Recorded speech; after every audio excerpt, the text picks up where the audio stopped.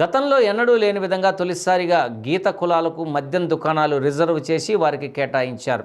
గత ఎన్నికల సమయంలో తాము అధికారంలోకి వచ్చిన వెంటనే గీత కులాల వారికి మద్యం దుకాణాలు కేటాయిస్తామని చంద్రబాబు నాయుడు, లోకేష్ బాబు విడివిడిగా హామీ ఇచ్చారు.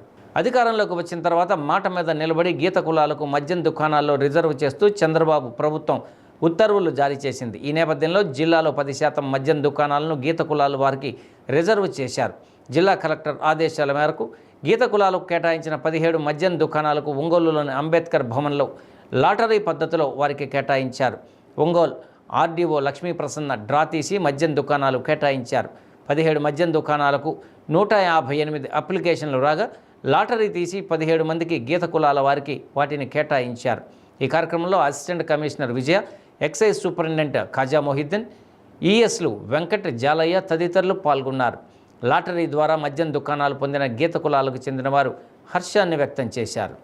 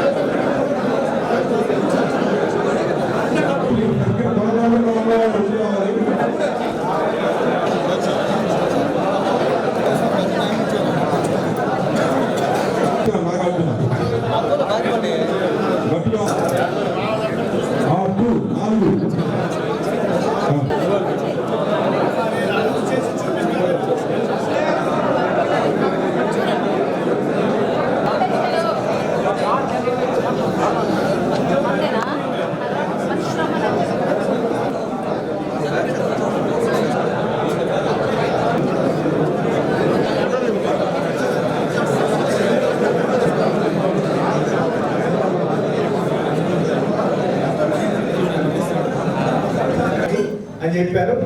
ఎంఆర్ఓ గారు ఇష్యూ చేశారండి supplementary sub caste GOWDA Gowda. దాన్ని ఇప్పుడే మేడం గారు మాట్లాడి కూడా కన్ఫర్మ్ చేసుకున్నారు కాబట్టి ఇది అమలు చేస్తున్నాను.